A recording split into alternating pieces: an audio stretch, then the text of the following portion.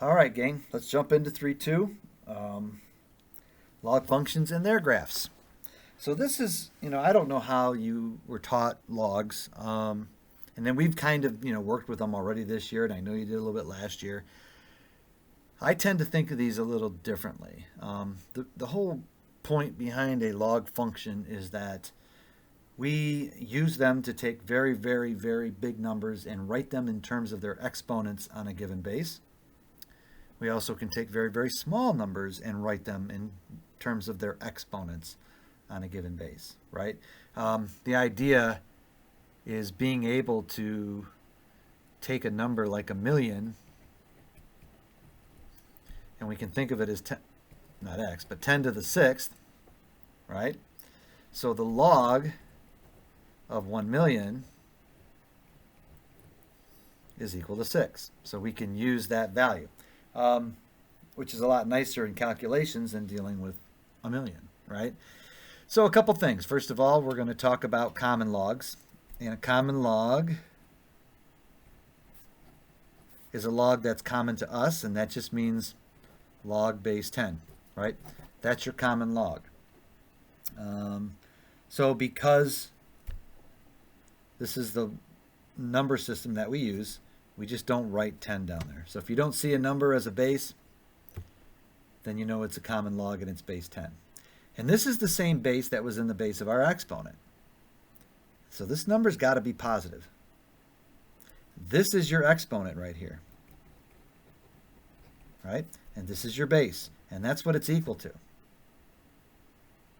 So if this base has to be positive, well, we know that a positive base to any power is positive, which means your log values all have to be positive.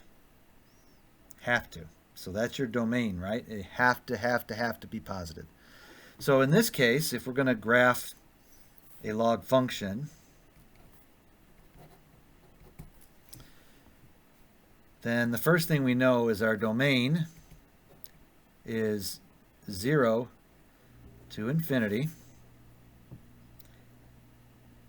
And it's got to be greater than 0 because 10 to any power, no matter what, you'll never get 0. Okay, so keep that in mind. The range now is all reals. And this is the reverse of what we just talked about with our exponential functions. Okay, we have, because we have to start at 0, we have a vertical asymptote at x equals 0. So now we have this going on. And if you remember, our exponential function went through the point 0, 1.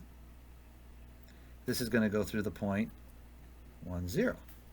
So it's going to look something like this. And it almost looks like it's approaching an asymptote, but it just keeps getting bigger. It just does it slower because we are logging, right? So we're taking big numbers. I mean, think about it. I got to go all the way out to 1 million just to get to 6 in this base 10 graph.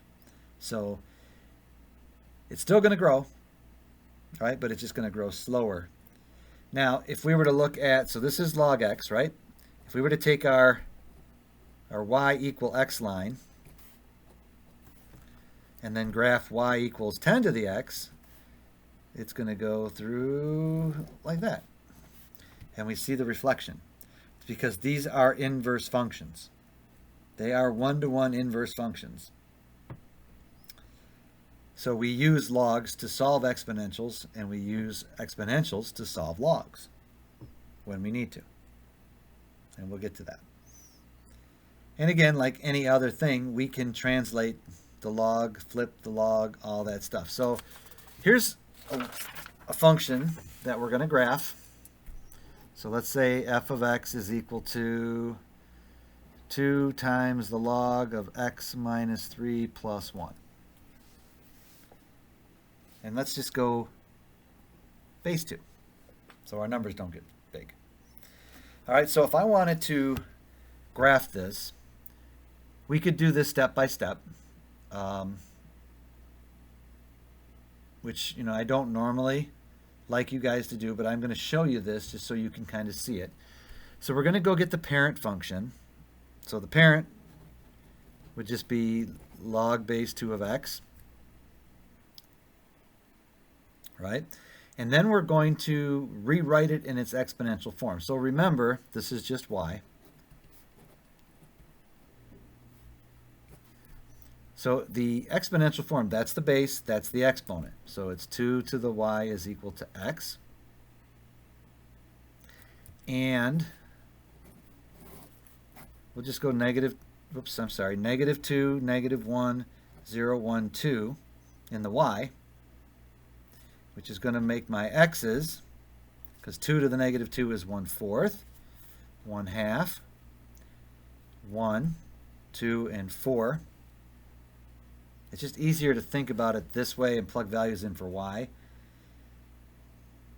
Okay, now we're just going to start to apply our transformation. So the first thing, what does this do? It's going to translate everything to the right 3 units. So we're going to go right 3. So that's 3 1/4, 3 1/2, 4, 5, 7. So we've taken care of this, and these that are outside the function are going to affect y. So when we do our order of operations, we would first double these. So I'm going to go 2 times y, which gets me -4, -2, 0, 2, and 4. And then lastly, we would add 1 to that, right? So we're going to take 2y plus 1, which is just adding 1 to these values here. And then we're going to plot the outside numbers. These are my x's, and these are my y's. So notice, because of the x minus 3, my vertical asymptote has shifted to the right 3 units from 0. And then, so I've got 3 1/4 and -3. So I didn't really leave myself much room here, but that's okay. So right there. And then 3 1/2 and -1. So we see it starting to come up here. And then we've got 4 and 1. So we know what this is going to look like now. And we see it kind of being stretched by the 2. And that's what your graph would look like. So this is an easy way to get some points. Again, go to the parent function, rewrite it in its exponential form, plug in these 5 values for y, calculate your x's, and then start applying your transformations. Make sure that when you do this, though, that you do it in the proper order of operations that you normally would. Okay, some log properties. These are properties that we should already know. For example, I guess the first thing we should be able to do is, like, let's say if I have 2 to the x equals y, what is the log form of that? So again, we rewrite it in its log form. So this is the base. So that is the base. This is the exponent. And then this is the log value. You should be able to say 2 to the x equals y. Base, exponent, log value. Okay? And vice versa, right? So if I say log base 3 of 9 equals 2. What's the exponential form of that? Well, that's the base, that's the exponent, and that's the value. So you need to be able to go back and forth easily. Okay? All right, and so because we rewrite these things in terms of their powers, their exponents, you can look at it like it is an exponent. So let's just think about this guy right here. Log base 3 of 3 squared. Well, if this is a power, and this is a power, we've got a power to a power. And what can we do with a power to a power? We can multiply the powers. So this should be equal to this, in which case log base 3 of 3 is saying 3 to what power is 3? This is just 1. So you get 2 times 1, or 2. So in general, log base a of a to the b power is just b, because that comes down in front, and that log base a of a is just 1.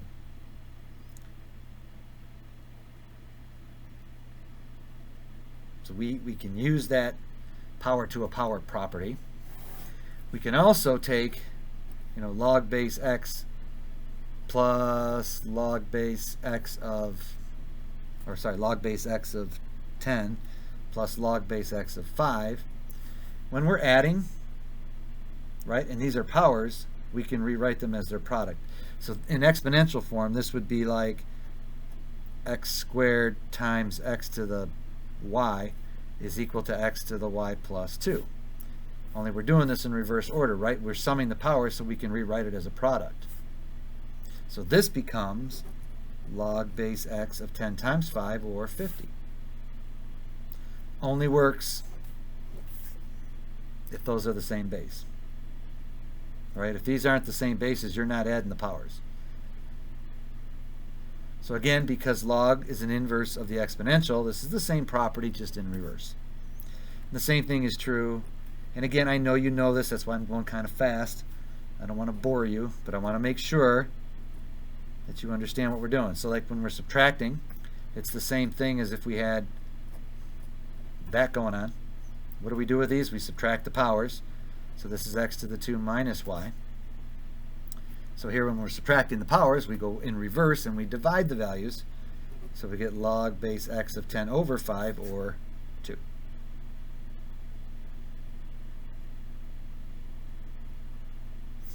And then one that's extremely important, like if we have a log base 2 of 3, and we're like, how do we, like if we got a basic calculator, how do we calculate that? Well, we can change the base, and changing the base is extremely useful in a lot of instances. So we need to be able to do it. We can rewrite this in its exponential form. So remember, that's the base, that's the power, and that's what it's equal to. So that's what we're really asking, right? What is the exponent on 2 that gives me 3? Well, I know 2 squared is 4, and I know 2 to the first is 2, so it's going to be 1 point something, something, something, right? But what we can do, if we cannot rewrite these bases, so I can make this a power of this, like we did in 3.1 when we were able to take our bases and rewrite them in terms of powers of the other, then we can use the inverse function to solve. So, and what we're in essence doing is we're going to change the base of this thing. We're going to take and make this a log and this a log. So I'm taking the log of both sides, the common log. So now look what I've done. I've made the bases both 10 now. This, remember now, is an exponent, right? Log base 10 of 2 is asking, what is the exponent on 10 that gives me 2? Not 3 anymore. We're changing the base. So now I've got a power to a power. This can come down.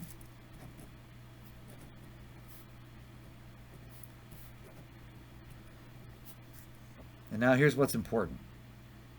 What we have done is we have taken an exponential equation and we have linearized it by using its inverse. That's what inverses do. They undo what was there. So again, this is just some number. This is just some number. So this could be like 5x equals 10 or something. So you see how it's just a linear algebraic equation. So now all I got to do is divide by log base 10 of 2 and I get my answer. So what did x end up being equal to? The log of the value over the log of the base. Common log. And that is your change of base. So if you have log base b of a, it's equal to the log of a divided by the log of b. And remember, b, base, right? The base starts with a b, it goes on the bottom. And technically, this doesn't really matter. I'm using common logs here, but you can use any log base you want as long as they're the same, right? This ratio would be the same as log base 7 of a over log base 7 of b. It would be the exact same number. Exact. Okay? So those are some properties that are really, really important to remember and help us when we start solving equations with these things. So now we bring in e, right? Because again, if e is that continuous growth that we use in the real world, we're going to need to be able to solve equations that have e in it. So we bring in the natural log. And this is shorthand notation for log base e. So the natural log of x is the same thing as log base e of x. The nice thing about that, so let's say I've got an equation where e to the x is equal to 7. I can't write 7 in terms of base e. That's impossible. But I can take the log of both sides to solve this equation. But I'm not going to use just any log because it's base e. So I'm going to use the natural log on both sides. And remember, this is that. So now that's my power to a power situation. This can come down in front. And because this is log base e of e, e to what power is e? That's just 1. That's just 1. So it's a natural log of 7, or log base e of 7 is the answer.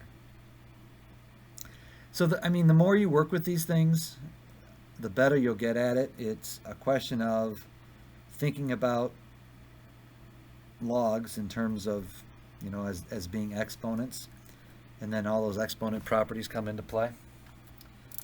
So, let's go ahead and let's do some solving, a couple of examples here, and then I'm going to call it. I don't want this video to go on too long. So let's say we have the log of 5x plus 3 that equals the log of 12. And again, because these are one-to-one functions, if I wanted to inverse both sides, I could just make this 10 to this power and 10 to this power, and they would cancel out. But it's much easier to think about that for this side to equal this side, this log value's got to equal that log value. So we can just take the 5x plus 3, set it equal to 12, and just solve. So 5x would have to equal 9, and x has to be equal to 9/5. The thing you have to be careful of is that whatever you get here cannot create a negative or a 0 here. If this creates a negative or a 0 here, we can't use it because it's not in our domain. So you absolutely have to be careful there.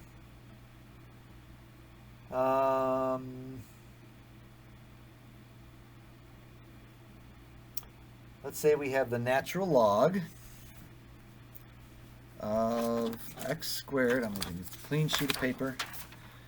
The natural log of x squared minus 2 equals the natural log of 23. Again, set them equal. Solve, and then x becomes plus or minus 5. So if I plug 5 in here, I get 23, I'm okay. And if I plug negative 5 in here, because of the square, still okay. I'm still okay. So let's just take a look at one more interesting type of problem, right? Let's say we got the log base 2 of x equals the log base 3 of x plus 1. How do we solve something like this? And that's in parentheses. Well, this is where we need to change the base into some sort of common base. So I could rewrite this as the log of x over the log of 2. Right, that's my change of base formula, the log of the number over the log of the base. And do the same thing over here. The log of x plus 1 over the log of 3. So now everything is base 10.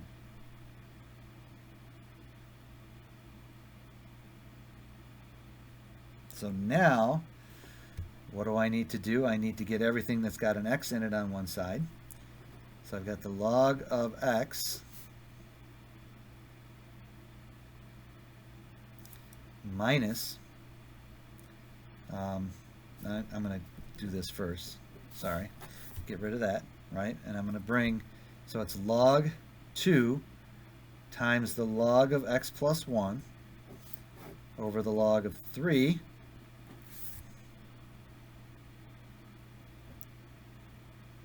is equal to 0, right? Because I just multiplied both sides by log 2. That cancels, and we get that. And now what? What would we do at this point?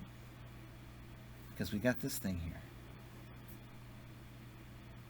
Well, again, this is just a number, and this number can go up here as a power.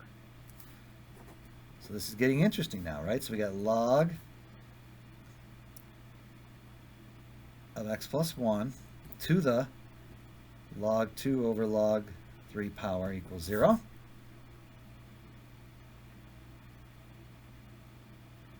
And then we can take x over this, right? We condense. So it's x over x plus 1 to the log 2 over log 3 equals 0. And now at this point, what you're going to do is you're going to rewrite this in its exponential form.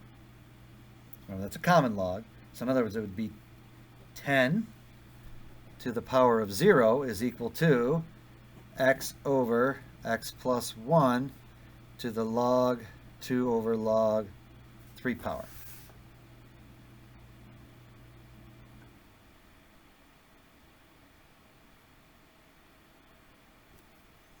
Okay, so we're way up here now. So at this point, this gets tricky to deal with because of this ugly, irrational root value that we got going on here. So we would have to cross multiply. This is 1, so we get x plus 1 to the log 2 over log 3 power equals x. And you'd have to raise both sides of this equation by, because we got to get rid of that root and so forth. So I'm just going to stop there because this gets, it keeps going, but it gets ugly from there. It'd be like, so let's say we had x plus 1 to the 1/2 power equals x. You would then square both sides and go from there. And that's kind of what we got to do here, but we'll leave it at that. But I mean, there are ways to go about solving that. Another way would be to just take a look at the graphing calculator and graph it and see what's going on. So there's, you can go from a real simple type situation to a very complex situation. But the change of base does come in handy, and then you can start moving things around. Okay. That's all for 3.2. We're just working with exponents in 3.1, working with logs in 3.2, being able to graph them, domain, range, all that good stuff, and then being able to use the logs and the exponentials to solve equations with. Okay, we are done.